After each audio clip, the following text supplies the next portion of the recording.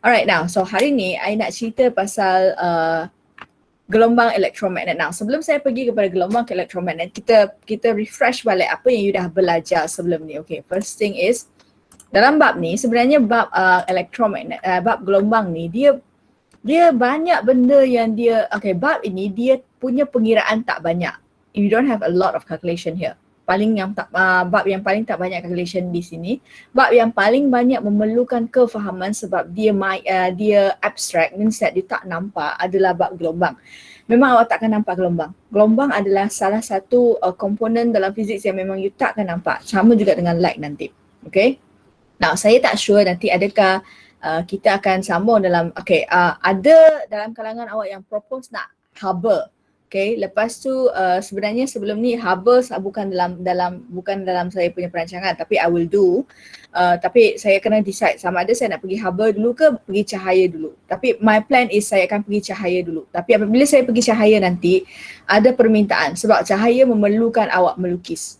So ada permintaan. So that's why I need you to do drawing with me. Okay. So itu yang saya akan minta require apabila kita pergi kepada cahaya. Sebab apabila kita masuk kepada cahaya tu yang penting tu lukisan. Okay. Gelombang dia ada lukisan tapi lukisan dia masih lagi tidak se-tedious ataupun susah dalam cahaya. Sebab dalam cahaya kalau awak silap melukis, awak akan hilang markah. So that's the thing. Tapi jangan risau, garis pun melukis pun dia bukan suruh awak melukis macam PSB. Dia lukis macam, lukisan dia lebih macam nak kata lukisan garisan, okay. So nantilah apabila kita pergi kepada gelombang cahaya, you akan faham Yang tak faham tu, awak cuba fahamlah apa yang saya cakap. Yang faham tu mungkin awak dah buat ulang kaji, okay. Nah, saya pergi So, dalam asas gelombang, macam yang saya kata hari tu, asas gelombang awak mesti tahu beberapa istilah dalam gelombang. Kalau awak tak tahu istilah dalam gelombang, memang awak tak boleh nak menjawab soalan melibatkan konsep-konsep gelombang. So, dalam apa yang ada dekat gelombang ini, saya takkan cerita sebab I just sum up, okay, apa yang you kena ingat, refresh balik. Okay, so itu yang dalam asas gelombang. Okay, now. Kemudian awak belajar pasal pelembapan. Apa yang dimaksudkan dengan pelembapan, apa yang dimaksudkan dengan resonans, awak kena faham. Kalau awak tak ingat apa itu pelembapan, apa itu resonans, mungkin dia akan menyebabkan masalah awak tak faham apa yang konsep yang dia nak. Okay? And then seterusnya, okay, now dalam, sebelum saya pergi kepada detail, awak kena faham macam bandul button ni, whatever the activity yang buat dalam kelas, actually, okay, dalam kelas fizik, dia akan menjadi soalan subjektif untuk ujian ataupun peperiksaan. Maksud saya, sebenarnya kalau kita dalam kelas, sebenarnya cikgu akan terangkan benda ni. Apabila cikgu terangkan benda ni, pada masa sama, sebenarnya awak perlu melaksanakan aktiviti. Kalau awak tengok dalam buku teks dia ada soalan yang melibatkan kenapa dia macam ni, apakah pemerhatian awak, lepas tu kenapa awak rasa dia macam ni. So biasanya soalan macam tu merupakan soalan yang akan dilibatkan dalam subjektif. So apabila pelajar tidak didedahkan dengan aktiviti, kita akan menjadi masalahnya mungkin awak akan tak faham kenapa dia jadi macam tu. So apabila dia macam ni, dia bergantung kepada daya imajinasi awak. Your imagination have to be very good in order for you to understand what actually happened there. So you can actually predict ataupun teka ataupun kaitkan dengan konsep yang awak belajar. Okay, so itu yang dekat bab yang macam ni lah. Okay, now. So yang pertama kita cerita pasal gelombang pantulan. So apa yang berlaku dekat pantulan, ingat ciri-ciri, 5 ciri-ciri tu. Memang kita takkan lari daripada 5 ciri-ciri tu. Okay, yang kita cakap sudut tuju, sudut pantulan, panjang gelombang, frekuensi, laju gelombang dan arah rambatan. 5 saja. 5 ciri-ciri ini adalah untuk mengenal pasti apakah bentuk, apakah yang berlaku terhadap kita punya gelombang. So dalam gelombang kita ada pantulan, kita ada pembiasan, kita ada pembelauan, kita ada interference of gelombang. Okay, interference gelombang. So kita ada 4 ni. So daripada 4 ni, macam mana kita kenal pasti, oh itu adalah pembiasan, itu adalah pantulan, itu adalah interference. Everything depends on these 5 ciri-ciri. So apabila dia memuaskan 5 ciri-ciri ini, maka you tahu itu adalah konsep itu. So itu adalah macam mana kita belajar. So biasanya apabila cikgu mengajar, kami akan mengajar konsep dia. Kami akan mengajar awak apakah fenomena dia, kemudian awak kenal pasti ciri-ciri dia. Tetapi apabila terbalik sekarang adalah you dah tahu ciri-ciri dia, kemudian awak kena ketahui pasti apa yang berlaku. Soalan dia boleh pergi macam tu. Okay, alright now. So dah pantulan, lepas tu cerita pasal pembiasan, kita cerita pasal pembelauan, ingat kan kita cerita pasal pembelauan, kemudian kita cerita pasal interference pada minggu lepas. Okay, siap. So dalam interference hanya ada satu saja formula iaitu lambda sama dengan AX over D. Okay, minggu lepas saya ada buat silap tau dalam pengiraan. So tolong tengok balik sebab dekat video yang lepas tu, dekat belakang-belakang tu saya ada add on video yang saya salah buat pengiraan tu. Nanti you ambil, kalau ada masa you buka balik, you just tarik ke pergi belakang tu, awak tengok. Pengiraan saya silap dalam soalan soalan yang kertas, dalam pembincangan soalan tu. Okay, saya ada silap sebab silap saya adalah saya salah letak saya punya value. Okay. Alright, now so habis pasal yang ni. So hari ni paling last part adalah gelombang elektromagnet. Okay, now kenapa tiba-tiba awak ada satu gelombang elektromagnet? Macam yang saya kata tadi. Macam yang saya kata tadi. Macam yang kita faham. Gelombang ini kita ada beberapa, kita ada gelombang mechanical dan gelombang yang bukan mechanical. Faham tak? Gelombang mechanical dan gelombang elektromagnet. Okay, now kebetulan pada minggu lepas kami ada quiz STEM bersama dengan cikgu kami, maksudnya persatuan STEM lah, kami sempat buat quiz STEM. So dalam tu ada cikgu RBT tau, cikgu cikgu Norma Diana dalam tu. So apabila dia bercerita pasal revolusi 4.0, okay, revolusi 4.0 yang melibatkan sains teknologi kan. So banyak benda yang kami belajar sebenarnya, tapi saya tak tahulah ada yang kelab sains ni dia belajar ke tak, kelab STEM ni dia belajar tak. Sebenarnya apabila kita refer balik, okay now sekarang ni kita berada dalam zaman AI tau, Artificial Intelligence. Maksudnya banyak benda kita buat adalah bergantung kepada coding, lepas tu coding itu akan menyebabkan dia akan memberikan kesan kepada apa yang kita apps kita.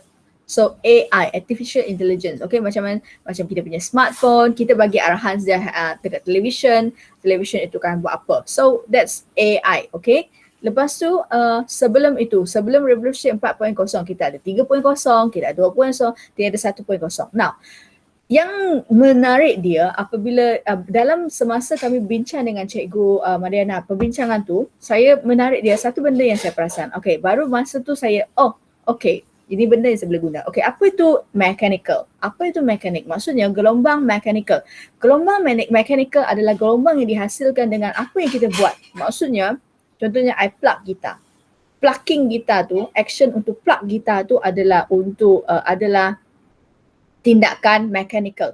Okay, so apabila saya plug gitar, contoh dia macam ni, saya bagi tahu, dulu kalau kita nak ambil air, kita perlu perigi tu kan. Lepas tu perigi tu kan ada benda yang macam tu kita buat kan. So yang bola tu. Lepas tu that's a mechanism. Itu adalah mechanism dia macam mana kita naikkan air dari perigi tu. So itu adalah mekanik. Faham tak? So sekarang ni kita dah move on kepada benda lain. So sama saja gelombang elektromagnet sebenarnya merupakan gelombang yang dihasilkan bukan disebabkan oleh tindakan kita. Bukan. Dia bukan disebabkan oleh tindakan mekanik kita. Bukan So gelombang elektromagnet lebih merujuk kepada cahaya. Okay, dia lebih merujuk kepada light macam tu. Okay, so kita akan tengok apa tu gelombang elektromagnet hari ni. So, gelombang elektromagnet terdiri daripada medan elektrik dan medan magnet yang berayun secara berserenjang satu sama lain. Okey, now sekarang ni sebab dia cakap pasal elektro dan magnet, saya akan saya akan cerita sedikit kepada pasal elektromagnet. Okey, sebelum tu, boleh tak saya tahu Cikgu Fatihah dah masuk electromagnetics tak? Boleh tak siapa bagi? Dah. Sudah. Okey, nah apa yang dimaksudkan dengan apa yang awak faham tentang elektromagnet?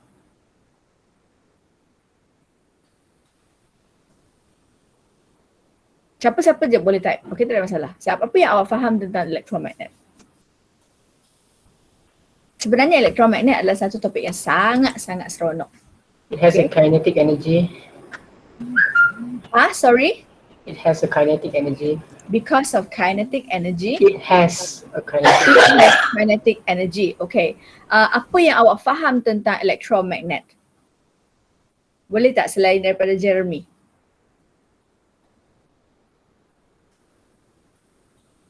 Tak ada. Tak faham. Kalau tak faham tolong type siap. Tak faham. Cikgu saya tak faham apa electromagnet sebenarnya. Apa yang saya belajar dalam topik itu saya tak tahu sebenarnya. You can just type in. It has its own momentum. Okay. Not sure. Okay, apa yang, okay, now sebenarnya apabila kita cakap pasal electromagnet, okay, saya datang Now, apabila kita cakap pasal electromagnet, you tahu tak, okay, you tahu magnet kan? Tak magnet kan? You know what is magnet kan? Now, apabila saya tanya, I'm just asking you whether apa yang you tahu. Yeah, that's the first thing. Tolong faham jangan salah faham my intention Okay, now, first thing is awak tahu apa itu magnet kan? You know what's magnet kan? Magnet adalah digunakan untuk yang dia akan untuk serap besi macam tu kan. Alright, now. So let's say saya bagi awak satu situasi. Kereta yang sudah rosak tu, kereta kan people buat daripada besi. So apabila kereta-kereta tu nak diangkut, nak diletakkan, dia nak susunkan. Kalau awak pergi kepada ada certain kilang ke certain tempat yang mereka orang nak robohkan, musnahkan kereta tu kan. Dia akan nampak dia susun kereta tu tinggi dia. Macam mana dia angkat?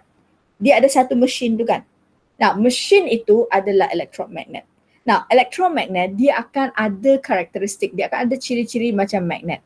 Cuma masalah dia, okay, magnet tu semakin besar magnet baru semakin kuat magnet dia. Faham tak apa yang saya cakap? Contohnya kan, I bagi you dua contoh. Okay. Dua benda ni, of course dia bukan magnet lah, dua benda ni, size dia berlainan.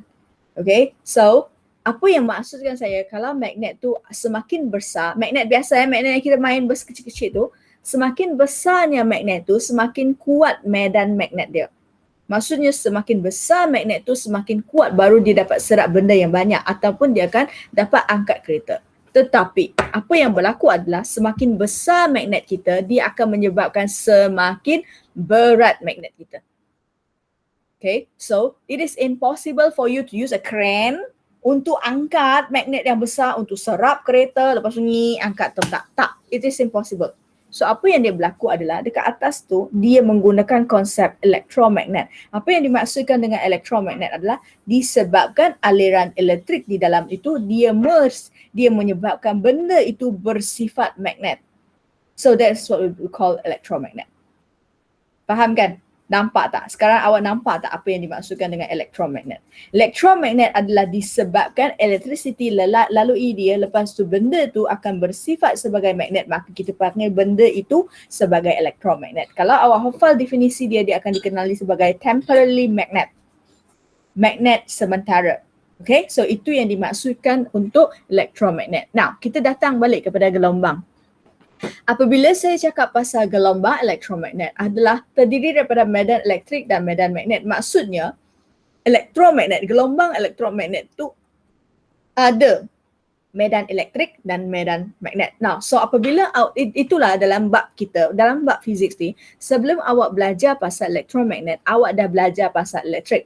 Apabila kita belajar pasal elektrik, awak akan belajar pasal medan elektrik. Apa yang dimaksudkan dengan medan elektrik? Apa yang dimaksudkan dengan boleh tak saya dapatkan feedback? So at least saya tahu ke mana tahap yang saya perlu explain dengan awak apa yang dimaksudkan dengan medan elektrik. Boleh tak saya type apa tu medan elektrik?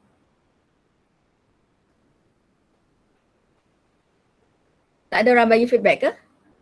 Ke saya kena panggil? Ke baru bangun?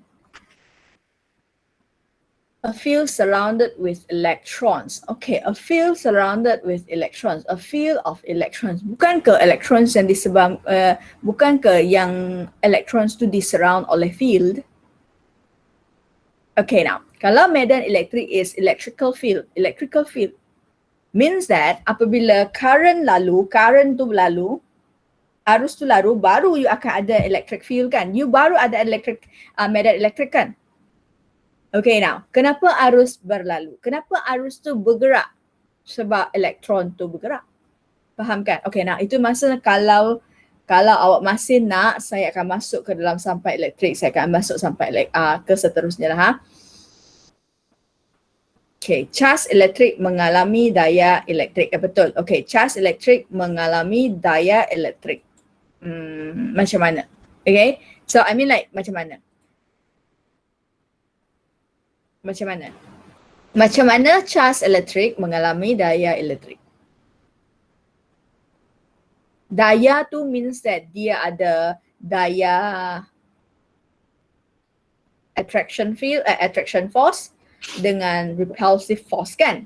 So macam mana? So that's itu yang saya tanya. You boleh bagi brainstorm, tak ada masalah. Okay, so saya rasa saya faham situasi a field of electrical force. Okay, saya faham mungkin dari segi penggunaan terms tu kena hati-hati sebab apabila awak menjawab, awak menggunakan terms yang confusing, susah nak dapat markah. Okay, alright, tak apa. Alright, now so I'll keep the electric punya dekat sini slow dulu kita tak payah sebab I just need to know what is actually apa benda yang you dah tahu, apa benda yang you masih tak tahu. Okay, so I just move on. Okay, now sekarang ni disebabkan elektromagnet adalah kombinasi di antara elektrik dan juga magnet. Itulah kenapa dia ada medan elektrik dan juga medan magnet yang berayun secara berserenjang. Means that kalau awak belajar dekat electromagnets kan, electromagnets you akan belajar Fleming's left hand rules dan juga Fleming's right hand rules kan. So Fleming's left hand rules, tangan kanan apa tu, peraturan rules saya tak tahu bahasa Melayu. Sorry saya kena study dulu bahasa Melayu. Bahasa Inggeris. Fleming's left hand rules dengan Fleming's right hand rules akan menentukan di mana kedudukan arus, di mana kedudukan daya dan di mana kedudukan medan magnet. So how saya memorize dia? Okay, I memorize macam tu FBI.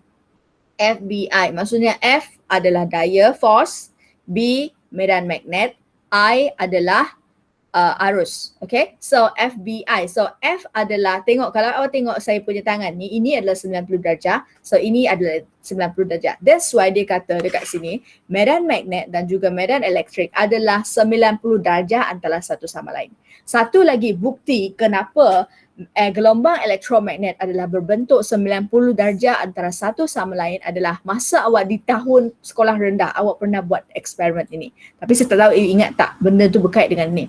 Okay, now dia macam ni. Awak ingat tak kalau awak ambil, okay, you tahu cahaya adalah cahaya, light is gelombang elektromagnet. Okay, macam mana saya nak buktikan? Saya ambil kertas. Kertas ni I potong satu square. Okay, kertas ni I lukis dulu supaya awak nampak. Okay, I buat macam ni kan, I potong. Kemudian kertas yang seterusnya saya potong lagi macam ni. Okay, and then kemudian saya ambil torchlight, saya suluhkan. I suluhkan. So apabila saya suluhkan, yang pertama, you akan nampaklah gelombang tu berbentuk macam ni kan. You akan nampak bentuk yang macam ni kan. Kemudian apabila saya sambung, ini muka surat yang pertama. Lepas tu saya letak lagi yang kedua ni dekat yang di belakang dia, saya suluhkan dia.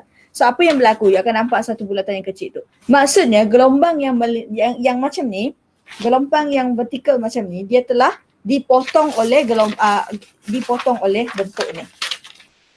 So means that yang lalu hanya yang tengah-tengah ni. So itu yang membuktikan bahawa gelombang sebenarnya gelombang cahaya berbentuk, okay, yang itu konklusinya apa? Konklusinya kata cahaya lampu ataupun cahaya lampu, cahaya light wave, gelombang cahaya bergerak dalam garis lurus. Itu adalah bukti daripada aktiviti yang kita buat ni. Tapi daripada aktiviti tu kita akan nampak benda yang macam ni. Ini.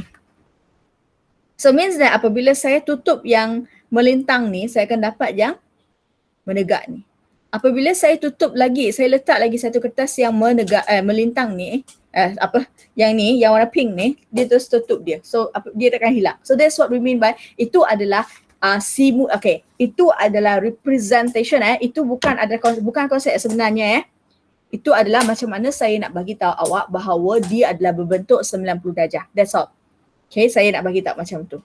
Okay, alright, now so sekarang ni awak faham tentang yang ini dan kita tengok apakah ciri-ciri gelombang elektromagnet. Yang pertama, dia merupakan gelombang melintang. Kemudian dia boleh merambat melalui vacuum. Lepas tu dia memenuhi syarat C sama dengan F lambda. Okay, awak belajar sebelum ni V sama dengan F lambda kan? C Sebab kita katakan gelombang elektromagnet merupakan gelombang cahaya. Maka cahaya adalah C sama dengan 3 darab 10 kali kuasa 8.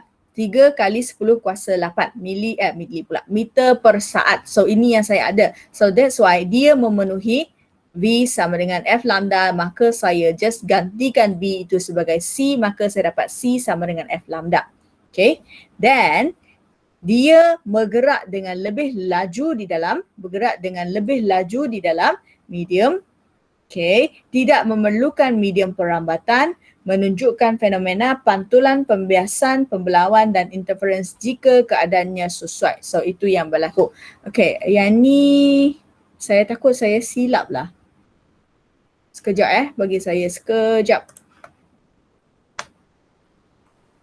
Saya takut saya silap typing ni.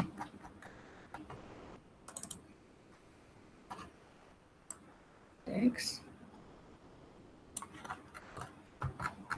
Okay. Dia boleh bergerak dengan laju yang lebih, salah saya. Ini salah Dia boleh bergerak dengan laju yang lebih kecil. Laju yang lebih kecil di dalam medium. Dia bergerak dengan laju yang lebih kecil di dalam medium. Okay. So itulah yang dimaksudkan dengan yang dimaksudkan dengan gelombang elektromagnet. Okay. Nah, nanti saya akan bagi tahu kenapa dia bergerak dengan laju yang lebih kecil di dalam medium. Saya akan cerita nanti apabila kita pergi kepada aplikasi dia. Alright, now. So dia tidak memerlukan medium perambatan, lepas tu menunjukkan fenomena pantulan, pembiasan, pembelauan dan interference jika keadaannya sesuai, merupakan okay. And then now seterusnya ini adalah ciri-ciri gelombang elektromagnet. Lepas tu kita akan rujuk apa itu spektrum selanjar. Nah, apabila saya tengok spektrum selanjar memang saya tak faham. Sorry lepas tu saya letak bahasa Inggeris supaya saya faham sikit lah. So, spektrum selanjar adalah continuous spectrum. What do you mean by continuous spectrum? Nanti akan tunjuk. Kalau awak baca definisi dia macam awak pelik sikit.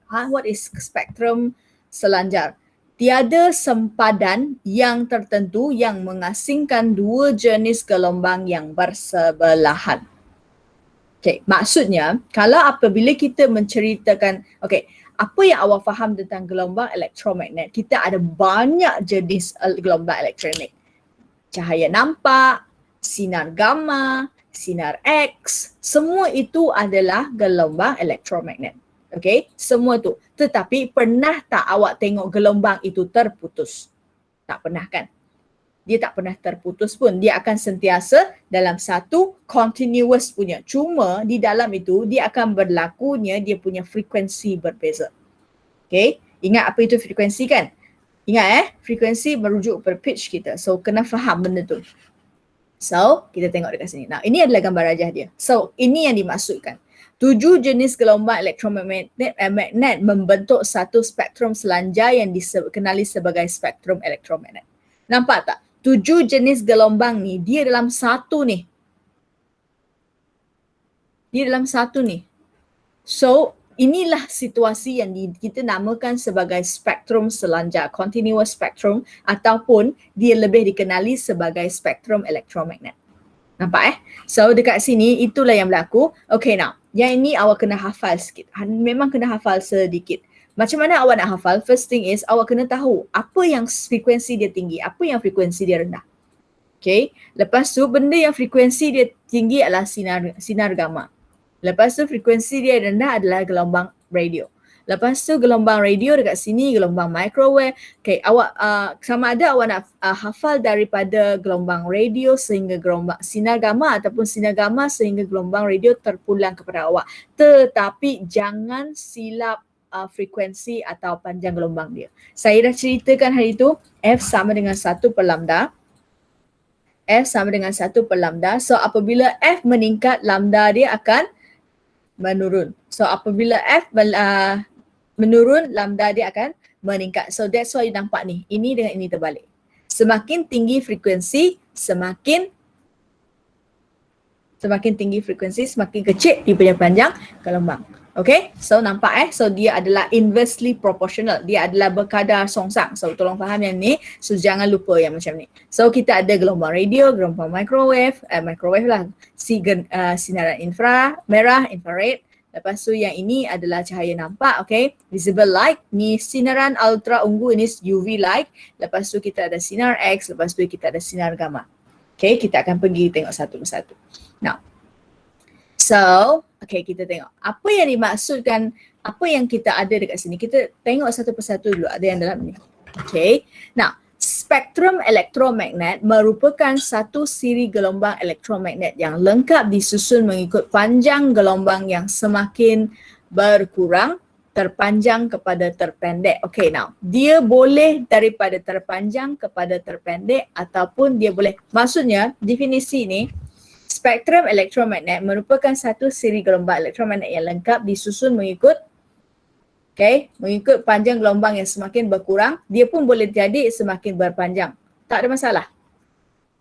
Kenapa? Janji you punya situasi tidak salah. So, definisi ni adalah definisi dulu kami guna. So, kami sekarang ni, I tak suggest you guna. Okay, saya tak suggest you guna. Tapi awak boleh tahu dia adalah satu siri gelombang elektromagnet yang lengkap. Disusun mengikut panjang gelombang semakin berkurang, boleh diterima, ataupun panjang gelombang yang semakin bertambah, boleh diterima. Dua-dua boleh diterima. Kenapa? Kalau awak tengok dari yang ni, dari sini ke sini, ataupun awak tengok dari sini ke sini, sama saja. Betul kan? Tapi ikut awak. Tapi saya katakan kalau awak nak ikut gambar raja ni, bolehlah awak guna. Dia adalah, tengok gambar raja ini, dia adalah panjang gelombang yang semakin besar, semakin bertambah. Nampak kan? Kalau gambar rajah kami dulu, yang kami guna adalah dia terbalik. Maksudnya gelombang radio kami di sini. So dia akan macam tu.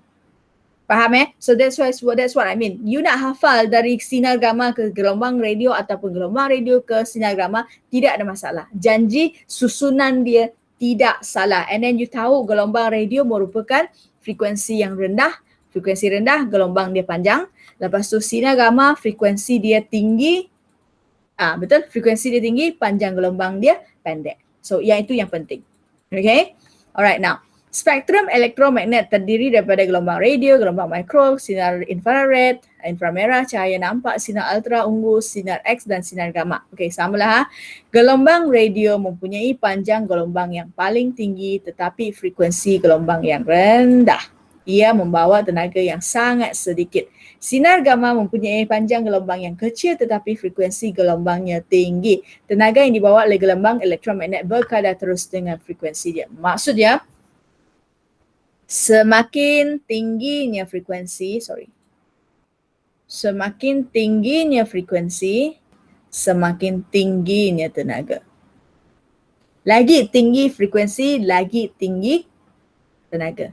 Pernah tak awak belajar dalam radioactivity? Boleh tak gamma penetrate through you? Boleh. You belajar kan alpha, beta and gamma, right? Gamma rays can pass through you, can penetrate through you. Okay, itu yang kita belajar apabila kita belajar pasal kanser. Okay, siapa yang nak jadi doktor, fiziks pun kena ada Siapa yang nak jadi doktor pakar especially, fiziks memang kena ada. Alright, siapa yang macam contohnya kan last time masa Puan Tilaga ada, dia cakap apa, dia kata siapa yang nak further study especially ke India dalam doktor ataupun medical, memang kena ada fiziks. Okay, memang kena ada physics. So you cannot run away. If let's say you want to become a doctor, you must make sure you are good in both physics and bio. Okay, so that's the syarat lah. Now, ini bermakna sinar gamma dan sinar X membawa tenaga yang besar. Okay, now that's why dia kata wanita yang hamil tak boleh mengambil X-ray banyak kali. Even though a normal human pun we are only allowed, biasanya doktor advise kami ambil gambar 6 bulan, selepas 6 bulan. Okay, so I remember I went for medical check-up. Saya pun tak tahu kenapa doktor tu cakap macam tu dengan saya. Okay, I went for medical check-up. Lepas tu dia check up, lepas dia kata, dia tanya, last time you ambil ni bila? Lepas tu I bagi tahu, saya rasa dalam sebulan. Lepas tu dia kata, tak apalah, ambil lah. Dia kata macam tu. But then, Lepas tu I overheard lah, dia kata okay, wanita yang hamil tak boleh ambil x-ray dalam tempoh 6 bulan. Okay, I'm not sure my facts correct or not, tapi kena check balik. Okay, yang ni kena check balik. So actually there are a lot of things that you kena fikir Alright, now dua jenis gelombang ini perlu diurus dengan kaedah yang betul supaya penggunaannya tidak membahayakan pengguna. So sinar gamma dan sinar X adalah penting untuk medical. Tetapi you kena pastikan benda itu adalah betul. Cara penggunaan dia adalah sesuai. Tak boleh simply kita kata okay, saya nak guna sinar gamma, saya nak guna sinar X, tak boleh. Okay, so kena fahamlah yang ni.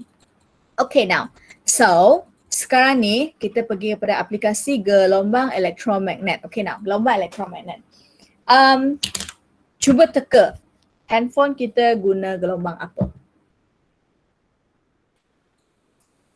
Kita selalu guna handphone kan? Handphone kita guna gelombang apa? Cuba teka.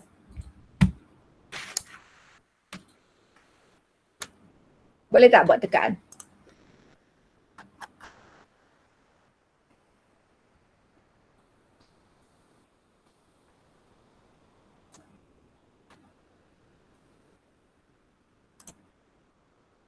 Radio, okay, radio. Kita tengok sebenarnya bukan gelombang radio.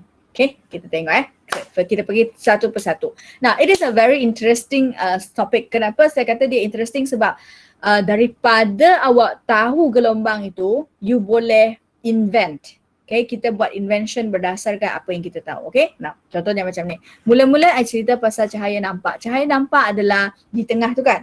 So apabila kita cakap pasal cahaya nampak, I have 7 colors, rainbow colors. So rainbow colors adalah dalam range cahaya nampak. Cahaya nampak adalah cahaya gelombang cahaya satu-satunya gelombang. Okay. Cahaya boleh dilihat sebagai warna-warna pelangi. Setiap warna pelangi mempunyai panjang gelombang yang sama.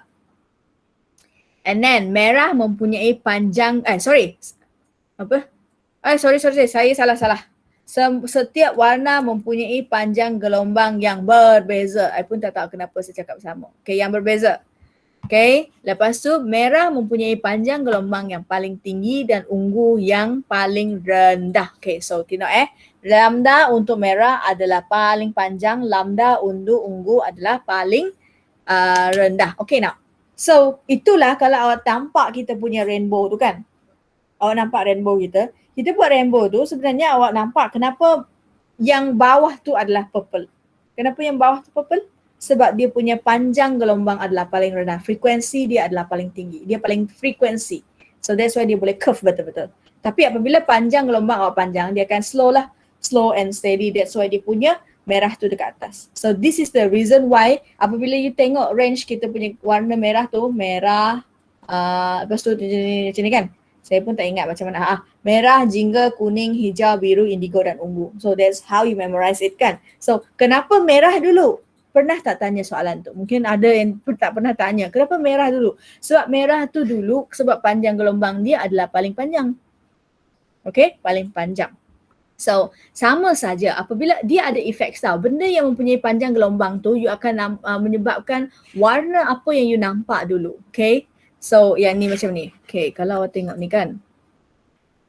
Okay, tengok sini So ni cahaya nampak kita, panjang gelombang saya adalah merah di sini. Lepas tu panjang gelombang saya warna indigo dekat sini. So ini adalah ni. So apa yang berlaku di sini akan menyebabkan apakah warna yang kita nampak dulu. Okay, apa yang warna kita nampak dulu. Okay, so that's very important. Okay, now.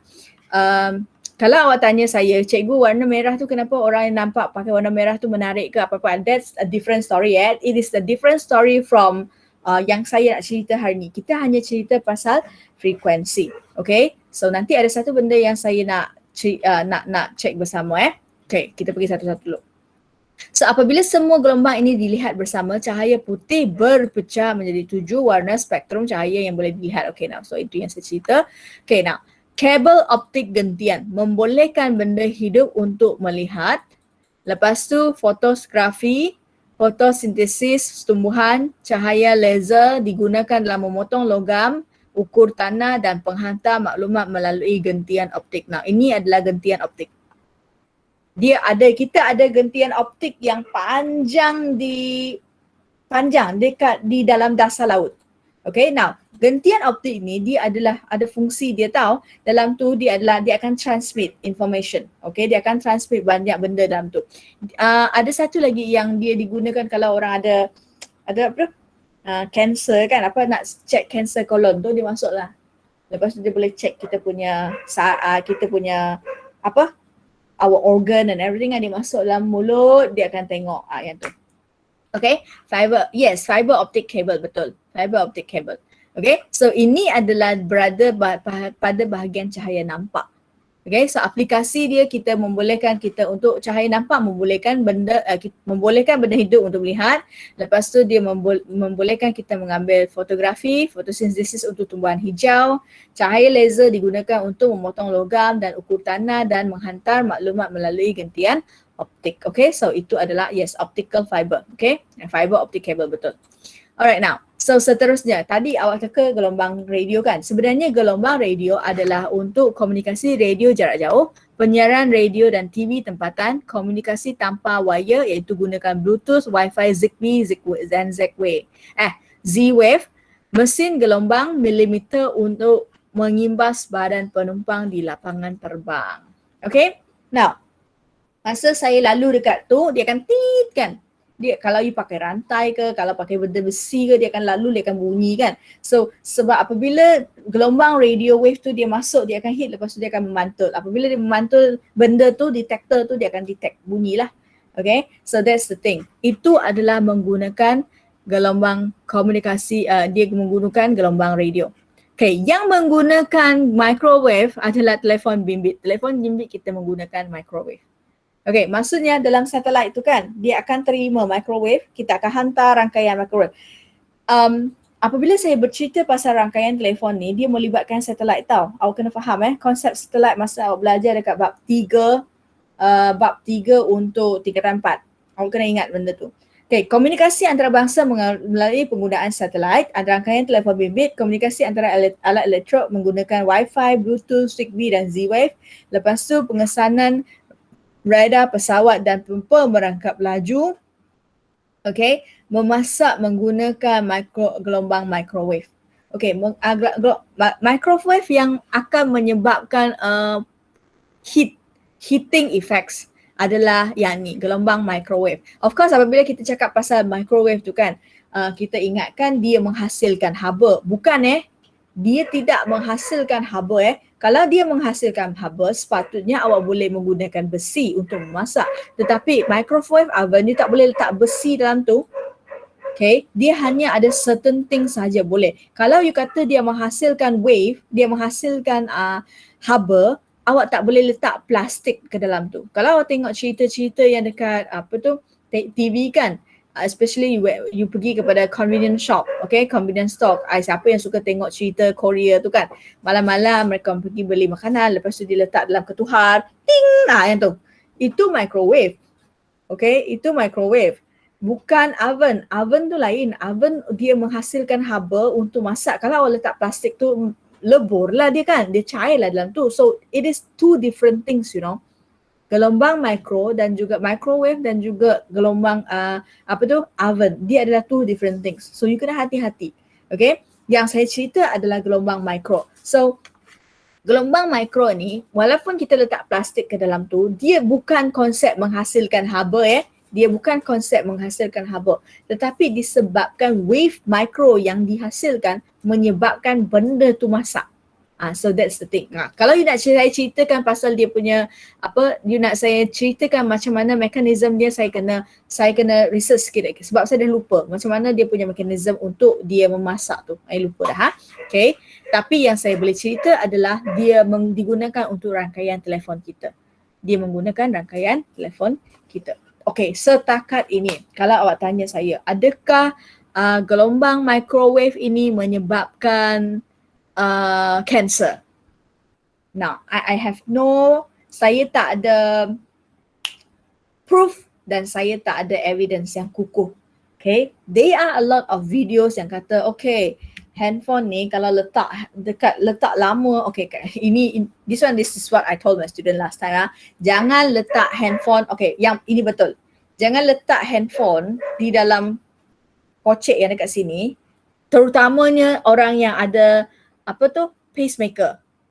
Tahu kan, kalau orang yang ada masalah jantung tu dia akan pakai pacemaker untuk keep them alive, untuk jaga jantung dia.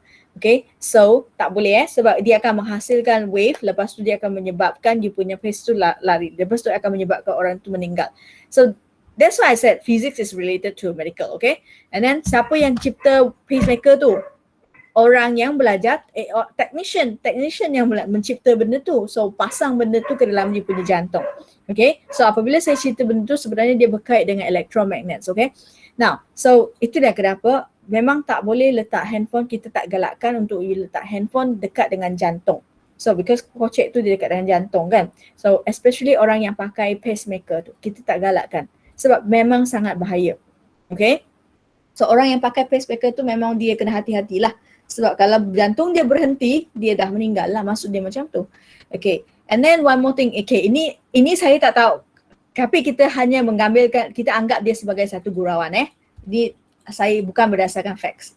Okay, dulu kan masa my teachers always say like that, laki janganlah letak handphone tu dalam you punya poket selalu. Masak tau, masak. Faham tak apa yang saya cakap? So that's what we mean by, itulah orang kata bahayanya handphone, menggunakan handphone selalu.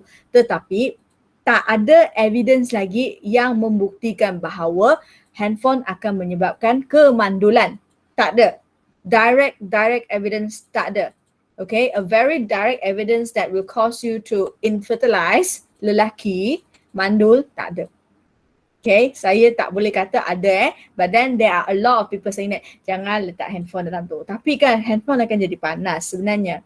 Handphone akan jadi panas apabila kita cakap lama-lama dia kan masak you punya otak. Masak otak sebab dia panas kan, masak you punya otak. So that's what we mean by gelombang microwave dekat sini. Faham Nampak situasi. So kadang-kadang in our real life we will heard a lot of science facts, okay? Tapi science facts tu you kena check bukan semua science facts adalah fakta. Okay? Bukan science facts adalah kebenaran. It's not truth. Okay? Hanya benda-benda yang law sahaja adalah truth. Okay? Macam Newton's first law, hukum Newton pertama, hukum Newton kedua, hukum Newton itu adalah kebenaran. Kenapa? Itu adalah law. Apabila dia dah masuk ke level law, maksudnya memang tak boleh lari lah, memang macam tu. Gravity dia memang akan jatuh ke bawah, dia tak akan naik ke atas. So that's law. Okay? Faham Alright, now seterusnya saya cerita pasal sinaran infrared. Okay, now sinaran infrared adalah digunakan dekat alat kawalan jantung, jauh. Maksudnya macam kita punya remote control. Okay, untuk memasak, ketuhar pun ada yang memanggang dan juga membakar. Lepas tu untuk melihat dalam gelap. Okay, now yang ni. Kalau night vision, siapa yang main game tu tahulah yang night vision gloves tu. You pakai, lepas tu you akan nampak, hijau orang tu kan. Lepas nampak warna merah. So actually infrared ni, dia adalah digunakan untuk detect heat. Kalau you panas kan, okay, you pakai gloves tu, you akan nampak, orang tu dekat situ sebab dia akan warna hijau atau warna merah, so dia akan detect heat awak. Okay, and then untuk mengeringkan cat pada kereta, rawatan sakit otot, lepas tu alat kawalan jauh untuk televisyen dan pemain DVD. Now, semua ni walaupun awak nampak macam cikgu macam mana boleh infrared, mungkin awak akan tanya, cikgu kalau infrared tu dalam kategori yang sama, kenapa alat kawalan jauh kita tak boleh digunakan untuk rawatan sakit otot? Mungkin awak akan tanya macam tu. Cikgu, kalau you kata alat kawalan jauh itu boleh digunakan, kalau infrared tu boleh digunakan untuk melihat dalam gelap, kenapa alat kawalan jauh kita tak boleh guna untuk melihat bergelap? Okay, jangan buat macam tu Now, jangan buat macam tu I harap you tak faham, jangan silap konsep Okay, kalau awak tengok dekat sini, sinaran infrared saya, range saya di antara 10 kuasa 12 sehingga 10 kuasa 14 frekuensi, ataupun panjang gelombang saya di antara 10 kuasa negatif sini, okay, dan sehingga 10 kuasa negatif 6. So bermaksud apa-apa saja sinaran yang dalam frekuensi ini dikategori sebagai sinaran infrared. Cuma dia punya kegunaan bergantung kepada frekuensi dia. Apabila frekuensi dia sangat tinggi, sangat rendah, biasanya kita gunakan untuk alat kawalan jauh. Okay?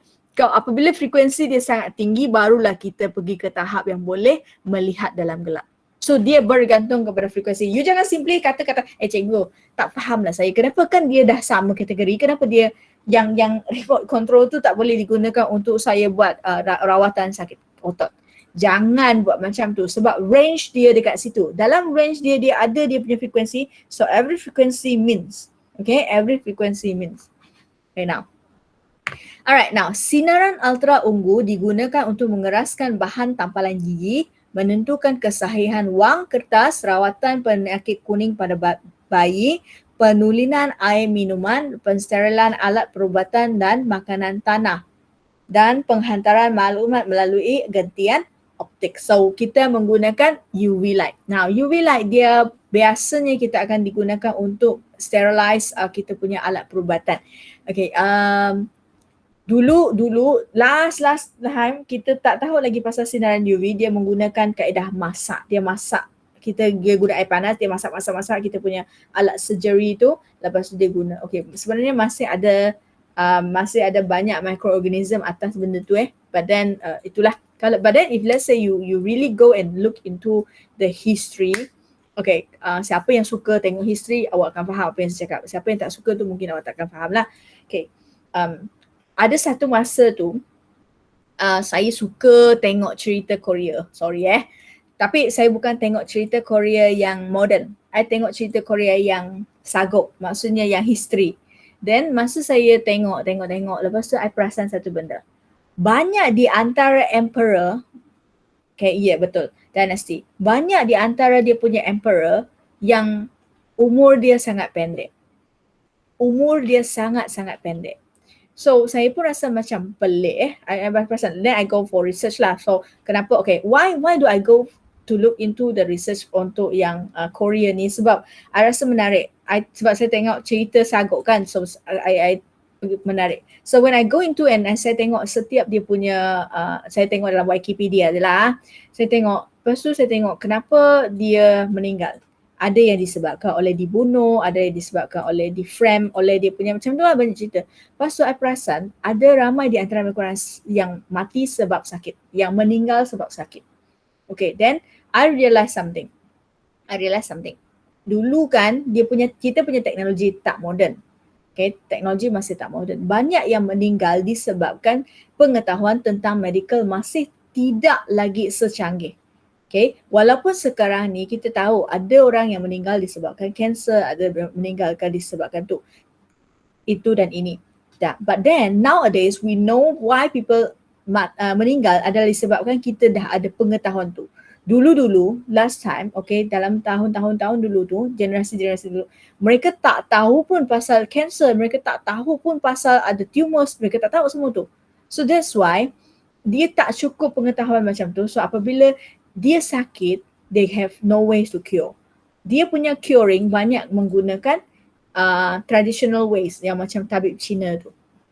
So that's the thing yang menyebabkan orang dulu tu pun pendek umur saja. Bukannya, memang ada yang mencatatkan dulu tu dia panjang umur. Biasanya dia bergantung kepada kehidupan dia makan cukup, dia makan bersih, dia macam tu lah. So that's their lifestyle.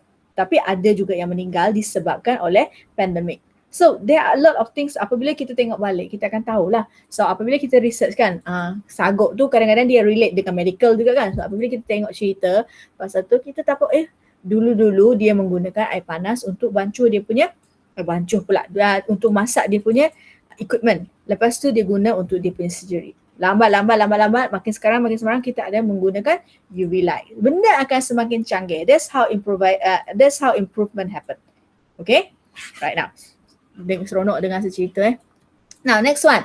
Sinar image. Image sinar X membantu doktor mengesan retakan atau patah pada tulang dan memeriksa organ dalaman, pemeriksaan sambungan kimpalan, pengimbas bagasi di lapangan terbang, menentukan keaslian lukisan. Now image tulang patah pada image sinar X. So inilah yang kita nampak.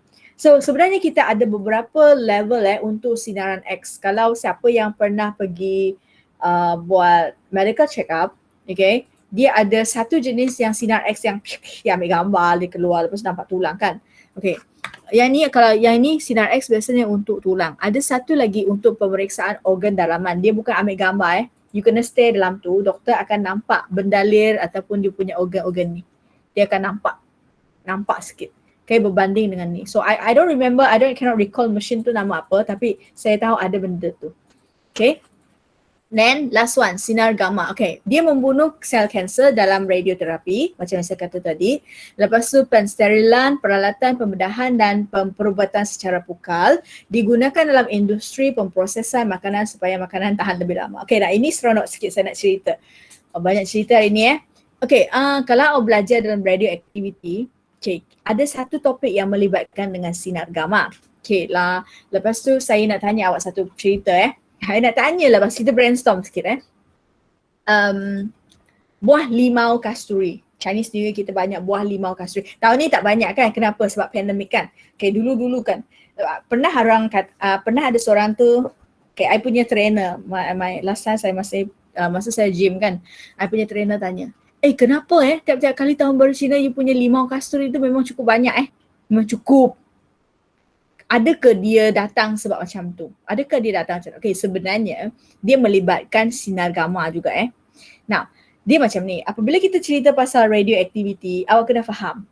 Dekat kita punya makanan, ada tak? Selain daripada, ada tak dekat sini? Selain daripada yang halal tu, ada satu lagi, yang KKM. Yang ni saya rasa tak ada kot. Okay, makanan yang import, biasanya ada KKM punya sign.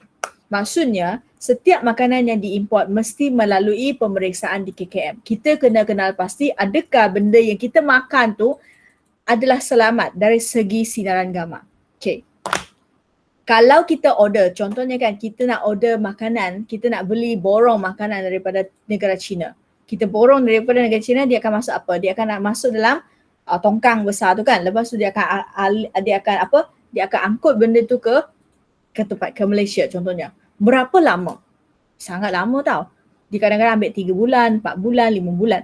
So macam mana dia nak pastikan makanan tu masih lagi fresh? Itu adalah cerita dia. Adakah dia spray something? Sorry tak boleh tak lama juga. You spray macam mana pun dia takkan lama. So what they do, dia akan lalukan dia dalam sinar gamma. So masa dia buat pemprosesan, dia akan bungkus cantik-cantik, seal cantik-cantik. Lepas tu dia memang akan lalu dalam sinar gamma. So apabila dia lalu dalam sinar gamma, dia akan dia akan sinarkan dia dengan sinar gamma. Sinar gamma itu ada half life. Ada tarikh half life dalam bahasa Melayu apa saya tak ingat ada half life. So half life dia akan deteriorate, dia akan kurang semakin berkurangan. So dia akan tengoklah apakah sinaran gamma yang memenuhi half life dia. Contohnya dia tahu daripada China tu dia nak import ke Malaysia, dia memerlukan, saya kata yang pukal bukan yang cikgu I beli delivery online 1 minggu saya sudah, itu lain cerita. I'm not cerita pasal yang speed delivery. I cerita pasal saya beli makanan yang besar. Okay, then dia datang ke Malaysia. So dia akan lalu dekat dia punya scan through ni, and then dia akan tahulah. Contohnya dia perlukan 6 bulan, so dia akan tengok dia punya half life dalam 6 bulan. So sampai saja di Malaysia, dia akan masuk ke dalam satu pusat yang jabatan yang khas di bawah KKM. So KKM dia akan check lah, okay, dia akan scan. Adakah sinaran gamma dia dah reduce sampai ke tahap yang boleh kita makan. Okay, now semua benda di sekeliling kita ada radioactivity, ada radio wave. Setiap hari kita expose kepada dia. Macam laptop, dia akan keluarkan sinaran. Okay, UV, dia akan keluarkan sinar UV, dia akan keluarkan benda macam ni. So apabila dia keluarkan benda macam ni, dia akan menyebabkan effects kepada kehidupan kita, badan kita. Okay, so orang yang kerja dalam nuclear plant pun akan ada tahap sinaran yang dia boleh terima. So after certain time, dia akan diminta untuk balik rest. Okay, dia akan pakai satu plate tu, plate tu adalah untuk mengukur dia punya sinaran badan dia, berapa benda yang dia boleh kena. So that's what it is. So after certain type of exposure, dia memang kena rehat dekat rumah. Kenapa? Apabila dia rehat, dia akan deteriorate. Benda tu dia akan half life sehingga dia habis. Okay, but then every day actually we are allowed to being exposed to certain amount of the sinaran radioactivity. Okay, so itu yang saya maksudkan. So dekat sini, itulah interestingnya kenapa buah apple yang awak beli dekat luar negara tu ambil masa yang lama sampai ke Malaysia masih boleh dimakan sebab dia adalah kerana sinaran gamma. Okay, so awak kena faham So that's the fun of learning ni lah. Okay, pensteralan I tak cakap lah. Membunuh sel kanser pun saya tak perlu cakap lah. Saya rasa awak faham lah yang ni radioterapi. Okay now, so saya dah habis bahagian ini. Boleh Okay now, bagi saya rest dalam 5 minit Okay, bab ni dah habis tau. Then the food will have sinar gamma amount. Yes, got. But then it's certain amount that you can makan. Until one amount that you can makan. That's why dia ada KKM punya sign tau. Mesti setiap benda yang kita import ni mesti ada KKM punya sign.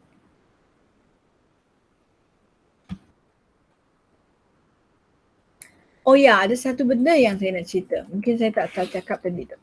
Kalau awak tengok gelombang radio kan. Kalau awak tengok gelombang radio, kita ada FM and AM kan. Kan? Kita ada FM and AM kan? Okay. Kalau FM dan AM, apa guna dia? Apa yang dimaksudkan dengan FM dengan AM? FM adalah frequency modulation. AM adalah amplitude modulation. Okay, amplitude modulation adalah kita detect yang amplitude. Tapi Malaysia memang kita guna FM, frequency modulation. Macam you ada Red FM, IFM, whatever, 1FM. Okay, so itu yang frequency modulation. Kita di dalam range gelombang yang kita banyak tu, dia pilih salah satu untuk dia punya radio. So that's the thing. Teacher, how does the radiations from the foam will cause explosion in the petrol station? Okay. Handphone radiation ke? Handphone bukan radiation Handphone bukan radiation. But then handphone akan menghasilkan wave. So, apabila awak bercakap on the phone, you punya gelombang akan semakin padat. Apabila gelombang akan semakin padat, dia akan menghasilkan tenaga. So, disebabkan petrol, dia keluarkan gas. Dia mengeluarkan gas. So, disebabkan gelombang, dia macam bersifat macam ketuhar lah. Dia macam oven tu kan. Dia sampai ke certain level, dia akan memanaskan, dia akan memvibratekan. Dia akan menghasilkan vibration yang tinggi. Dia akan menghasilkan tenaga kinetik yang cukup untuk vibration pada molekul. Lepas tu, itu yang akan menyebabkan explosion. Okay? So, itu adalah cerita pasal handphone, microwave. Sebenarnya microwave yang menyebabkan dia. Sebenarnya microwave yang menyebabkan explosion. Tambah disebabkan ada petrol gas. So that's why you are not allowed to call apabila you menggunakan telefon. Okay? Sebenarnya banyak faktor tau. Apabila kita cerita pasal faktor, ada jenis orang yang akan, you know what's called static field, right? Orang yang kerja PA tau. Okay? Macam dia bagi mic kan. Saya bagi mic dekat dengan contohnya kita bagi mic. Lepas tu cuba awak sentuh sikit, lepas tu awak akan kena elektrik, kena short. Yang itu adalah static field. Okay, kenapa macam tu? Sebab badan kita, kita cerita pasal elektrik sudah. Apabila current tu lalu, current tu jalan, arus tu bergerak, dia akan menghasilkan medan magnet. Even wire, kabel macam ni, contohnya ni kabel kan. Kabel macam ni, sekarang ni awak pasang kat rumah ni awak perasan tak belakang komputer awak banyak sangat habuk. You realize or not? Kenapa? Sebab apabila kita pasang, current tu dia lalu, dia akan menyerap. So dia akan detect segala habuk dia dekat sini. So that's why tempat yang electricity dia, tempat yang belakang TV tu kan, especially belakang TV ke, belakang you punya laptop, you punya CPU tu kan, dia akan perasan, dia akan banyak habuk. Selain daripada disebabkan oleh kipas tu kan, majority adalah disebabkan oleh current yang lalu dia menyerap habuk tu. So that's the thing. Okay, so sebenarnya dia ada banyak faktor yang menyebabkan explosion. Dia tengok apakah situasi pada keadaan masa tu. Dia boleh disebabkan electrostatic itu yang menyebabkan explosion dekat petrol station juga. Apa yang dimaksudkan macam tu? Okay. Ada certain baju, dia adalah baju yang senang terbakar.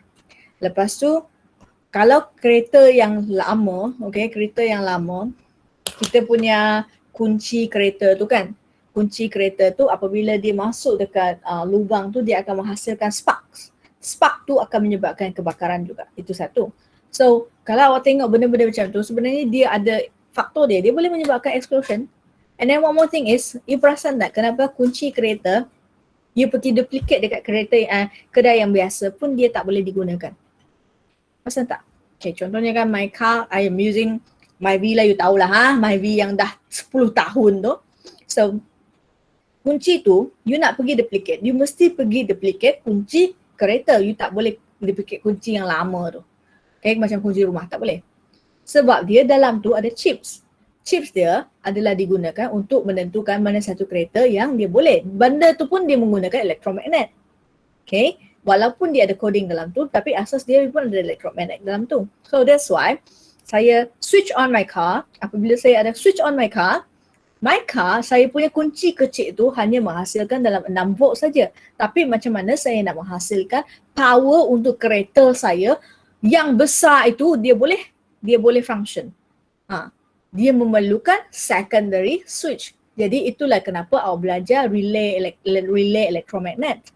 Okay, maksudnya kalau awak tengok diagram yang awak belajar pasal elektromagnet tu, dia ada satu switch lagi dalam kereta. Okay, kadang-kadang apabila masalah kereta kan, dia switch on dia punya kereta, dia tak boleh bernyala. Mungkin dia punya secondary switch dalam tu tak boleh function. So dekat mana saya tahu ni? Physics. We are going to explain. It is being explained in the electromagnets. Okay? Banyaknya saya cerita. Okay, now. Dah, 8 minit dah. Okay, now saya sambung last part. Saya kata tadi saya takkan bincang ni sebab saya hilang jawapan. So I just pergi kepada struktur. Now, hari ni soalan struktur yang saya bagi ini adalah soalan di mana awak boleh score, confirm dapat markah.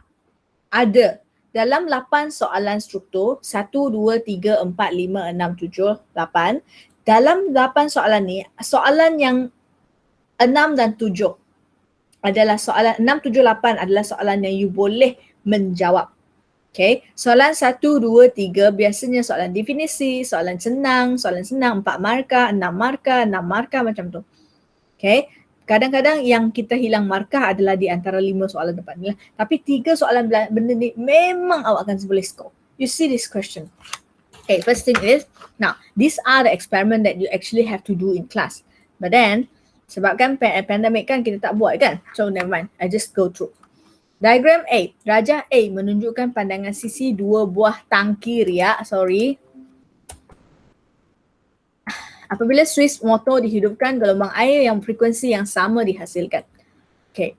Rajah B menunjukkan gelombang yang dibentukkan pada skrin. Okay, nak nampak So, awak tengok dekat sini. Kita tengok gambar dulu. First thing is, saya ada region X. Nampak panjang ni kan? Maksudnya makin dalam. Lepas tu ini adalah region Y. Ini adalah pendek sikit. Okay. Okay, maksudnya ini lebih dalam, ini lebih cetek. Okay, rajah B menunjukkan gelombang yang dibentuk pada skrin. So, apabila dia berada pada kawasan yang dalam, ni bentuk saya. Okay, kalau dia berada di kawasan yang cetek, ini bentuk saya. Okay, nampak dah kan? You nampak perbezaan dia?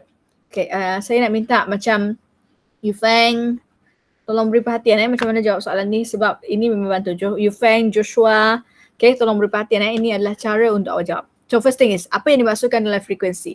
Frekuensi adalah bilangan ayunan lengkap per unit masa. Okay, frekuensi adalah bilangan per unit masa. Ingat kan?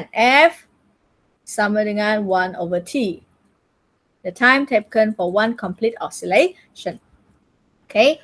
Perhatikan rajah A dan B. Okay, compare the depth. Okay, bandingkan kedalaman air di kawasan X dan kawasan Y. So, awak tengok gambar rajah ni, di kawasan X ni lebih dalam, di kawasan Y ni kurang dalam. So, awak tulis macam mana? Boleh tulis macam ni.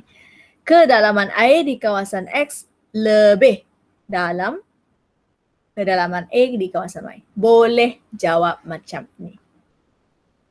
Okay, you may answer this question by using this kind of method.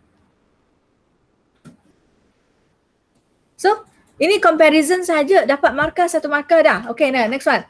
Bandingkan panjang gelombang bagi gelombang di kawasan X dan kawasan Y. Tengok kawasan X, ni panjang gelombang ni lebih panjang, ni lebih pendek. So sama je, panjang gelombang di kawasan X lebih panjang daripada panjang gelombang di kawasan Y. 1 markah. Nampak? Senang Ni hubung kait ke dalam air dengan panjang gelombang dengan panjang gelombang tersebut. So soalan dia tadi, dia tanya pasal kedalaman. Sini pun dia pasal panjang gelombang. And then kemudian dekat sini dia kata hubung kaitkan kedalaman air dan juga panjang gelombang. So semakin dalam air, semakin panjang gelombang. 1 markah, so 3 markah. Free bagi. Free. Senang kan? So senang. Okay, saya bagi masa, tolong tulis. Ini 1, 2, 3. Nanti kita tengok bawah. Yang ni, bawah ni C ni mungkin awak susah sikit nak dapat jawapan. Dapat markah. Tapi boleh. Okay, now sambung Terangkan mengapa muka gelombang air laut akan mengikut bentuk pantai apabila menghampiri pantai. Okay, now 3 markah. Yang pertama, okay, soalan ni dia bukan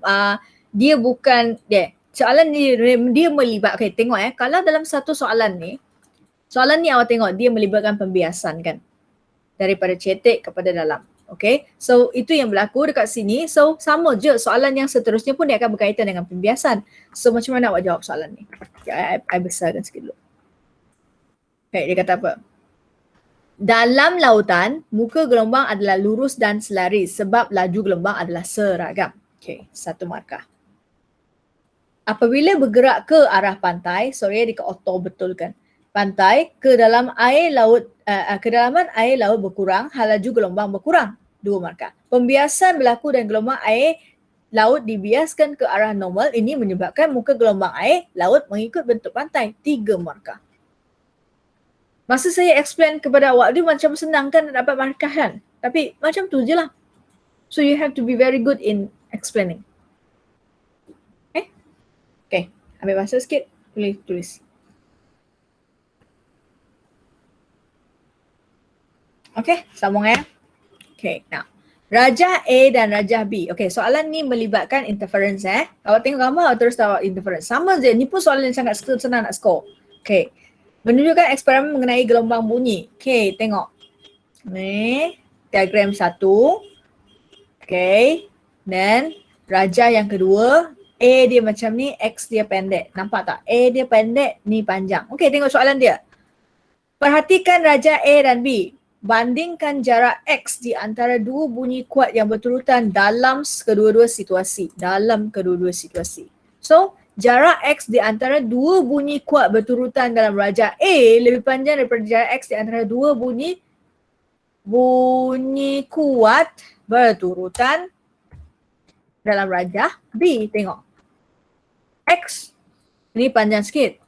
Ni pendek sikit. So, cara jawab dia macam ni lah. Okay.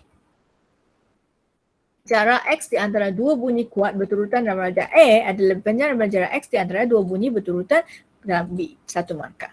Bandingkan jarak A di antara 2 pembesar suara itu. So, jarak A di antara 2 pembesar suara pada Raja B adalah panjang daripada jarak A di antara 2 pembesar suara Raja A. Nampak tak? Yang ini lebih panjang daripada yang ini. Okay, now. As a reminder, jangan buat macam ni.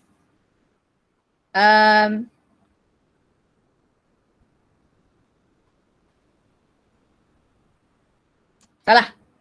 You takkan dapat markah. Jangan buat macam ni. Tolong tulis dengan lengkap. Awak apa yang compare? What do you compare? Kenapa? Sebab apabila cikgu semak, biasanya kami akan semak dengan laju tau. We have 500 scripts. Okay, kami nak semak dengan laju. Apabila cikgu semak dengan laju, dia akan tengok, okay, contohnya I guna 2 monitor sekarang kan. So ini adalah jawapan saya, ini adalah skrip jawapan budak. So apabila saya semak, saya akan tengok, okay, jawapan saya dia macam ni, okay. Lepas tu saya tak akan baca soalan lagi, saya akan tengok jawapan saja. Kalau jawapan awak nampak macam tak memuaskan, saya tak bagi markah terus. And then some more, I have to make sure that saya punya cara semak sama dengan cara cikgu. So of course kita akan selaraskan. Okay, kalau pelajar tu tulis macam ni, tak boleh terima sama. So everyone akan buat yang sama. So jangan buat benda yang merisikokan awak hilang markah walaupun soalan ini senang. Okay. Janganlah awak dekat sini, dekat sini kan kita compare A, lepas tu awak tulis darjah B lebih besar daripada darjah A. Jangan buat macam ni. Okay, so saya pesan sama juga dengan soalan yang atas tadi, jangan buat benda yang sama. Okay, alright now, nyatakan hubungan di antara A dan X. So dekat sini, kalau awak tak ingat pasal ni, if let's say you don't remember, lambda sama dengan mx over d, awak gunalah apa yang ada, tengok dekat sini. Teacher can explain first question mark. Which one? This one? This one. Am I right, Joshua? Okay, now. Tengok compare, bandingkan jarak X di antara dua bunyi kuat yang berturutan dalam dua-dua situasi. Okay, bunyi kuat dekat sini kan, yang hitam ni. Yang hitam ni adalah bunyi kuat. Okay, yang kosong ni adalah bunyi kecil. So awak tengok dalam rajah B ni dengan rajah A. Rajah A ni awak nampak panjang sikit kan? So this is longer. So this is shorter. Nampak? Okay Dalam SPM awak jangan risau soalan ini akan berada pada satu muka surat. Maksudnya dia akan macam ni. Dia akan jadi macam ni. Satu muka surat. Okay, dia akan jadi macam sini satu muka surat. Tapi sebabkan sekarang saya nak jimat kertaskan, that's why saya buat macam ni. So kalau awak tengok dekat sini, yang ini adalah lebih panjang daripada ni. So that's why ini, so jawapan dia, jarak X di antara dua bunyi kuat berturutan dalam rajah A adalah lebih panjang daripada jarak X di antara dua bunyi kuat berturutan dalam rajah B. So that's how it is. Okay Lepas tu A saya rasa tak ada masalah lah. Jarak A tu jarak di antara dua pembesar suara tu. Two loudspeaker. Kalau tak nampak lagi, I buat kecil lagi. Sorry siapa yang tengah salin tu. Okay, tengok. Rajah A dia kecil sikit. Lepas tu ini panjang sikit. So that's why jarak A di antara speaker yang B ni, rajah B ini adalah lebih panjang daripada jarak A untuk diagram A. So itu cara menjawab soalan. Okay, so apabila contohnya kalau awak tak ingat yang ni, nyatakan hubungan di antara A dengan X. Contohnya awak tak ingat ni, tak apa, awak tengok je soalan ni. So awak tengok dia, ini A dia panjang tapi A ni pendek lah, kan? X untuk A, awak tengok X untuk A adalah panjang. A untuk A adalah pendek. So semakin pendek jarak A, semakin panjang jarak X. Itu cara dia. Ataupun kalau awak ingat persamaan, awak boleh kata A adalah berkadar songsang dengan X. Faham kan? A adalah berkadar songsang dengan X. Okay, nak ada buku reference yang awak buat macam tu. Tapi tak ada masalah. Tapi you kena faham apa yang dia. Okay, biasanya saya tidak galakkan pelajar menjawab dengan keadaan menggunakan berkadar songsang. Okay, saya tak galakkan. Kenapa? Biasanya apabila kita cerita pasal berkadar songsang, dia akan masuk dalam kertas 3. Tapi itu untuk silibus 2020. Tapi untuk 2021 you boleh buat macam tu. Contohnya kan kalau kata saya nak tulis macam ni, tak boleh tak cikgu? Saya nak letak A adalah berkadar songsang dengan X. Boleh tak? Boleh, tak ada masalah. Boleh. Okay, janji awak ingat persamaan ini. Boleh Okay, now 3 markah. Then ada lagi 2 markah dekat sini. Tengok apa soalan dia kan. Okay, now saya ya. Okay. Nyatakan satu kuantiti fizik lain yang perlu ditetapkan untuk memastikan hubungan di A3 adalah betul. So, panjang gelombang yang awak kena tetapkan. Kalau awak punya panjang gelombang adalah berbeza, maka you akan dapat jawapan yang pelik. So, dia macam soalan eksperimen. Kalau, eksperimen fizik dengan eksperimen biokimia, dia lain sikit tau. Eksperimen fizik adalah eksperimen yang kita kena kenal pasti. Apakah yang kita nak tetapkan? Apakah yang kita tak perlu tetapkan? So dalam situasi ini, kita hanya nak mencari perkaitan di antara jarak dua speaker itu sehingga kepada jarak di antara dua suara yang besar tu, yang loud tu. So ini dua adalah sama. So saya kena fixkan saya punya audio generator. Saya boleh kata saya perlu pastikan panjang gelombang saya fix, ataupun saya boleh katakan saya nak menggunakan frekuensi saya yang sama. Boleh? Tak ada masalah. Betul. Okay. Namakan fenomena fizik interference gelombang. Tu macam tu lah.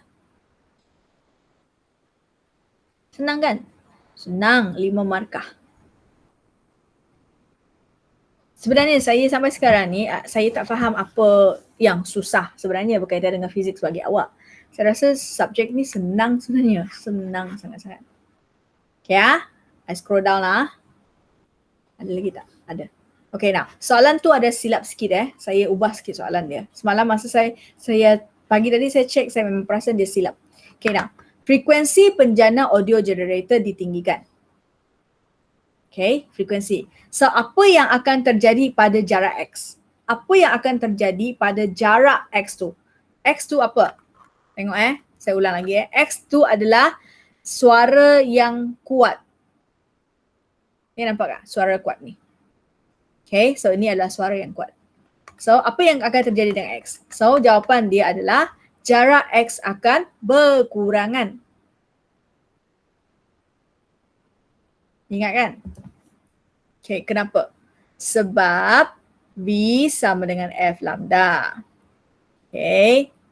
Katakan F saya adalah, katakan B saya adalah tetap, maka F adalah berkadar songsang dengan lambda. Maksudnya semakin tinggi frekuensi, semakin kecil lambda, panjang gelombang. Kemudian ambillah ni. A lambda sama dengan AX over D. Apabila lambda, okay, frekuensi tinggi kan? So lambda pun kecil lah. Apabila lambda kecil, maka ini pun kecil. So jarak X akan berkurangan. Apabila frekuensi meningkat, panjang gelombang akan menurun memenuhi syarat F sama dengan 1 per lambda. So apabila panjang gelombang berkurang, maka jarak X pun akan berkurangan. So itulah cara menjawab. 1, 2, 3, 4, 5, 6, 7. 7 markah dekat soalan ni. Saya nak beritahu masa tahun 2017. Masa tu saya tak ajar fizik lagi, form 5. Saya ajar form 4 je. So ada seorang pelajar tu, dia tak pernah pun datang. Dia tak pernah pun lulus. Dia dapat 14 markah je rasa ujian. Kadang-kadang dapat 8. Okay. Then exam lah, SPM. Dia masa ulang kaji pun dia tak pernah muncul tau. Lepas trial SPM, dia tak pernah muncul. Dan apa yang berlaku adalah kita pun katalah ada budak ni nak ambil exam ke tak. Cikgu masa tu cikgu senior saya. So dia pun, kita risau dia tak boleh lulus.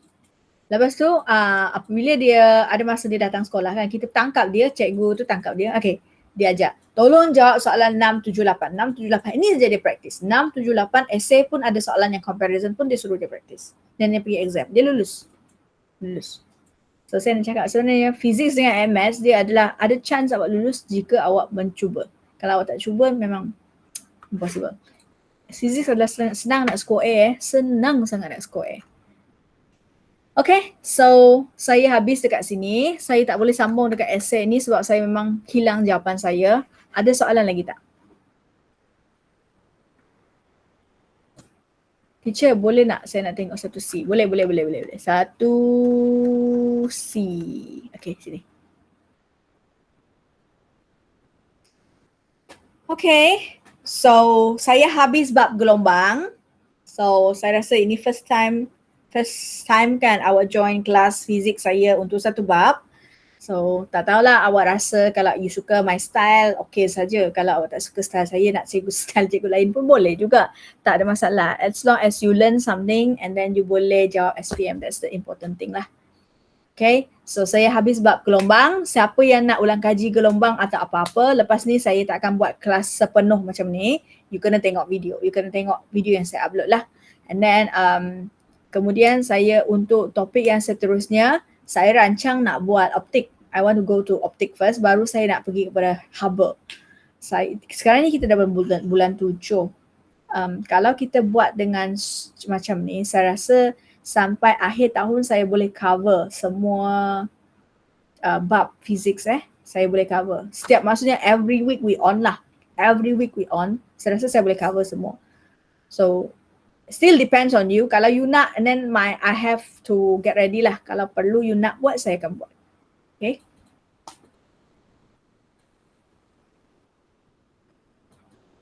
Saya nak cakap style saya dengan style saya Cikgu Fatihah lain sikit Kalau yang biasa dengan Cikgu Fatihah, then you go on with Cikgu Fatihah punya style. Tak ada paksaan. So saya tak nak paksa, dan jangan banding cikgu lain. Jangan banding cikgu. Not every teacher are the same. Okay. Then ada satu benda yang sangat menarik lah, saya nak tanya sikit. Ni pasal gelombang juga tapi dia melibatkan gelombang cahaya. Saya tak akan bagi jawapan, you fikirlah. Nanti ada masa you nak pergi research, you research lah.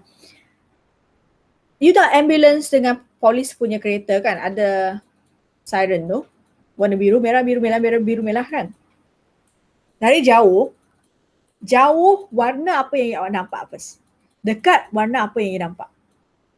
Sebenarnya soalan ni berkait dengan apa? Tadi, panjang gelombang. Awak pergi cari. Warna apa yang awak nampak daripada jauh, warna apa yang you nampak, lepas tu makin dekat baru awak jumpa warna tu. Sebenarnya memang ada perbezaan. Jauh you akan nampak satu color. You see same color. Okay, never mind, it's okay. Tak apa, nanti akan cerita. Dari jauh you akan nampak biru, dari dekat you nampak merah. Okay. Jauh is red, cause panjang gelombang the furthest. Okay, it's okay. Tak apa, you cuba teka, tapi saya tak akan bagi tahu jawapan sebab dia masuk dalam cahaya nanti. Okay. Alright, now itu saja. Saya rasa dah okay. You may leave. You boleh rehat ataupun you nak pergi ulang kaji benda lain, ulang kaji lah. So that's it. Thank you class.